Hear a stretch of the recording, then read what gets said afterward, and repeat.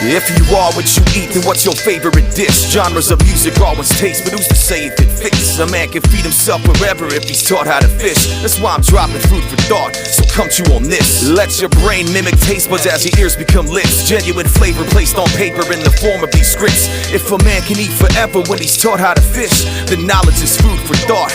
Come chew on this. Why do you think conscious rap never gets enough play? And if it ever did, what would Hillary Duff say? Radio leaves you starving at the end of a rough day. So here's some food for thought, come and dine on this buffet. This is language, refreshing words spit like Listerine, to give you mental images formatted to fit your screen. You see the light? I shine bright like a torch gleams, with positive style that filters nature like porch screens. How deep is that?